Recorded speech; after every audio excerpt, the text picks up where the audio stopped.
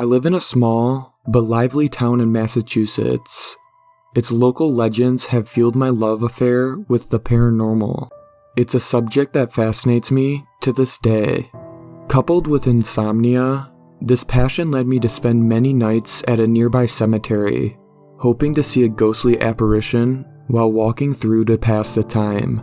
These outings were unfruitful, void of all activity, supernatural or otherwise. My dream of stealing a glimpse at what comes after eventually subsided, but I continued to visit the graves. It was a place where I could collect my thoughts when sleep eluded me. One night, however, something changed.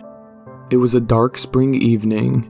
I was bored, couldn't sleep, and felt the need to do something outdoors in the cool night air. As it so often did, the local graveyard called out to me.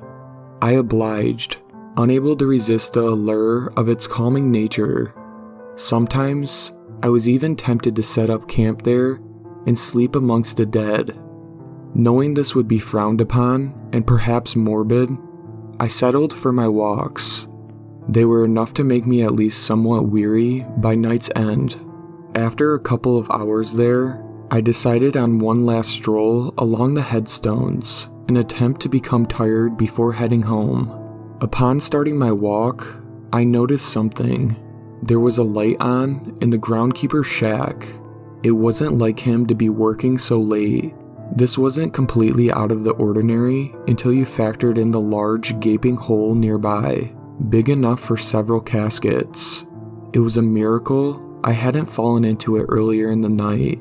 Curious as to what the old man was up to, I crept over to the shack, making my way to the busted window on its side. What I saw was strange.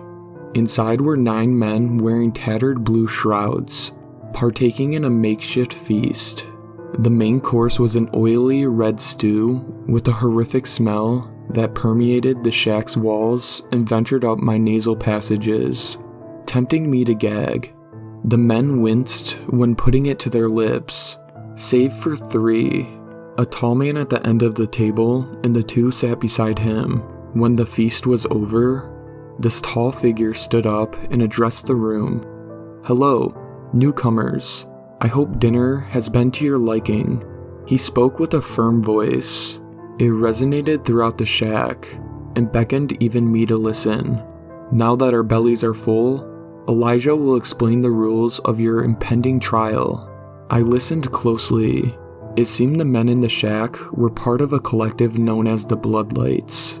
The trial the tall man spoke of was something akin to the medieval gladiator sport used to initiate new members.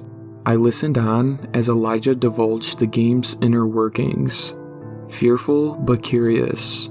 2 teams were to disappear to opposite sides of the cemetery, each consisting of 4 members, 3 blood runners, and 1 blood baron.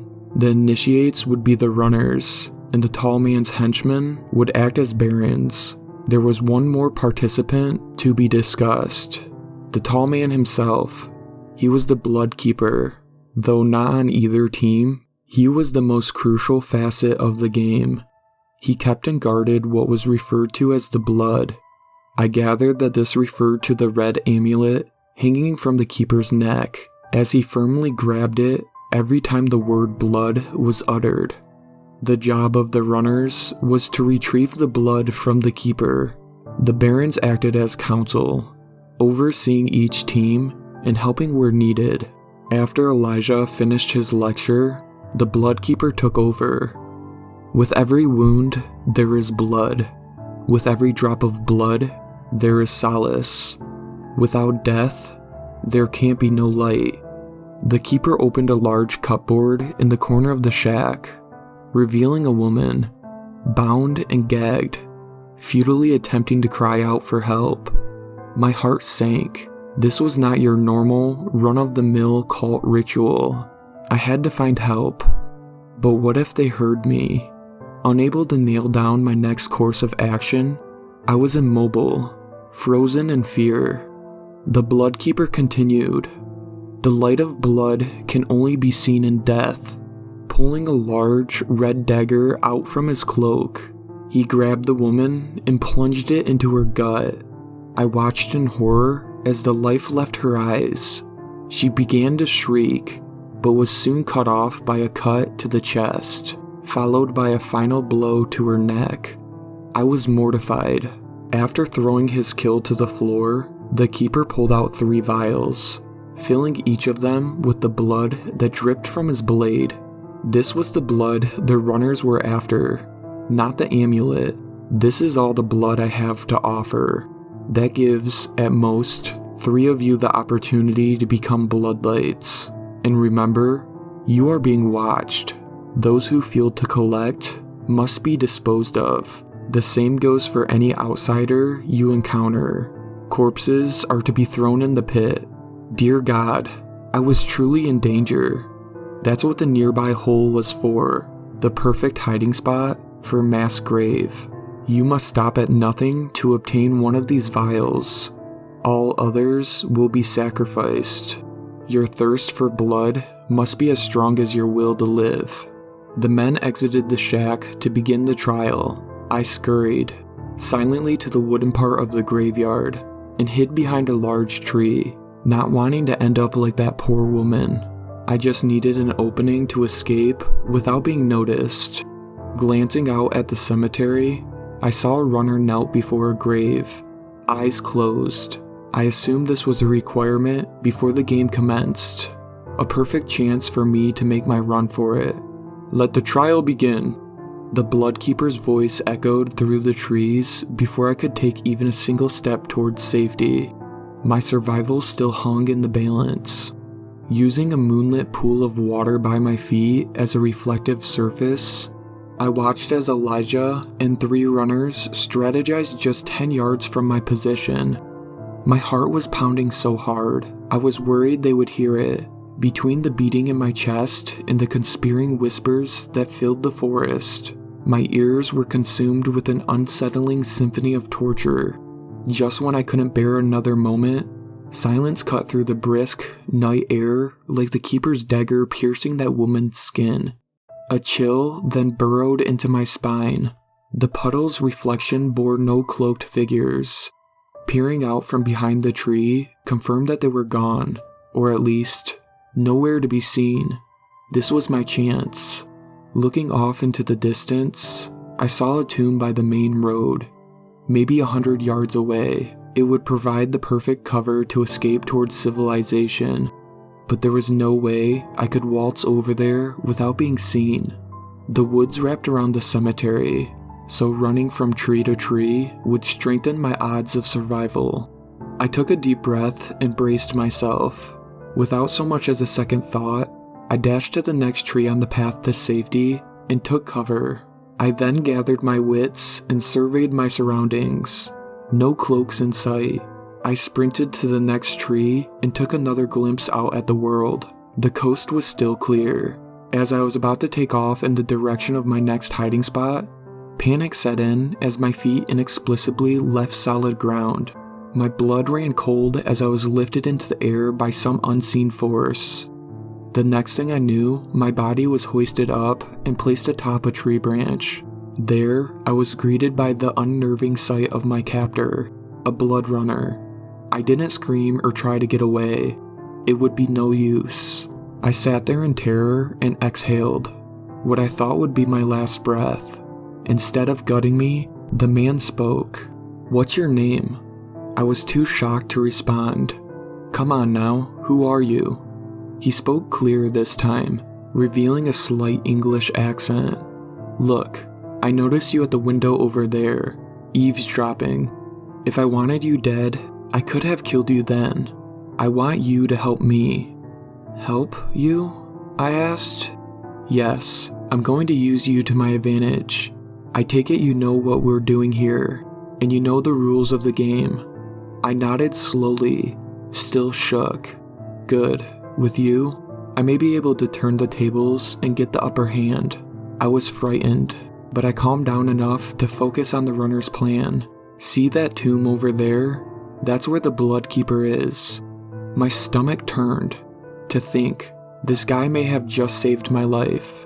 I need you to go over to the tomb and open the door slowly. The Bloodkeeper will surely take a swing at you. Just as he's about to end your life, I'll swoop in and end his." "But why?" I asked. "That's not part of the game." "Right you are. You should not concern yourself with the why. Just know that if you don't do as I say, I will kill you myself. Now get going." The man gave me his cloak for protection and pushed me out of the tree. I didn't want to risk facing the Bloodkeeper, but I didn't want to perish at the runner's hands either. My fear of dying kept me from deviating. I again ran from tree to tree, eventually making it to my destination, the stench of bloodshed wafting through the air as runners fought for control of the field. With my back pressed to the cold, aged stone, the pull to escape grew. The main road was within reach, but the thought quickly subsided.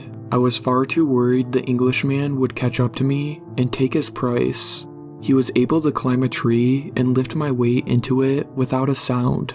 It was clear he possessed the agility and strength needed to take me by surprise during a haphazard run for the hills. I sighed in defeat, knowing that one way or another, I would probably die that night. Mustering up every bit of courage I had left, I crept around the tomb and faced its door. My shaking hands reached for the rusted handle and pulled it towards me. Before its hinges could even crack at the motion, the door burst open, pushed from within. The force knocked me over, my head connecting with the unforgiving ground. The moments that came after remained fuzzy. The Bloodkeeper towered over me, half his blood in shadow, the other soaked in moonlight. A vision of death there to steal the blood from my racing heart. My eyes grew weary and shut for an instant before opening to see another figure. I couldn't make out who was who in my dazed state, but one attacked the other, completely overpowering them. The prey in this scuffle fell to his knees before landing face first into the cold cemetery soil. The familiar sound of metal colliding with flesh rang through the air as the victor saw to it that the job was done. I prayed it was the Bloodkeeper being torn apart. Otherwise, I was a goner. My eyes shut again before unconsciousness finally took hold. "Hey, are you alright?" I heard an old man's voice as I came to. "Are you okay?" I opened my eyes to see who it was. The groundskeeper stood over me, holding a lantern to my face. "What? How? Where are they?" "Where's who?" he asked. "You don't understand. I should be dead." The groundskeeper stared at me, confused, but then smiled. "Come on, you'll catch a cold out here." The groundskeeper, who I know now to be Pete, invited me into his shack. He prepared some food and tossed me a blanket to keep warm.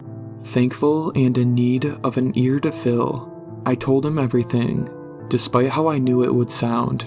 I didn't describe the men by their given titles, but Pete seemed to know who I was talking about. "Sounds like you had a run-in with the Bloodkeeper." "That's him. How did you know?" "His spirit has been visiting these grounds for over 100 years now, I suppose." His spirit? Incredible. It was all a haunting, something I always thought I wanted to experience firsthand. Pete and I talked for a long while. He knew all about the Bloodlights and their dastardly deeds. Apparently, they were a sadistic cult that formed in the 1800s, terrorizing the local community. Each Bloodlight initiation brought with it more disappearances. They used the cemetery as a space for their trials, burying casualties and sacrifices at the end of every night. After all, who would look for the bodies in a graveyard? Over 50 souls fell victim to the Bloodlights before their sinister games were brought to a halt. During their last outing, an Englishman infiltrated their ranks and killed the Bloodkeeper, avenging the death of his wife who had been murdered during one of their trials. Soon after, his disciples came forward, claiming to have been controlled by the Keeper's amulet, alleging that it had supernatural powers. No such amulet was ever recovered. After Pete explained everything, I sat in awe, dumbstruck by the whole ordeal. Had I relived that fateful night, or did I time travel and help the man fulfill his goal? I may never know what happened that day, but one thing is certain. I will never visit another cemetery for as long as I live, just in case the ghost of the Bloodkeeper is still out there, making his rounds.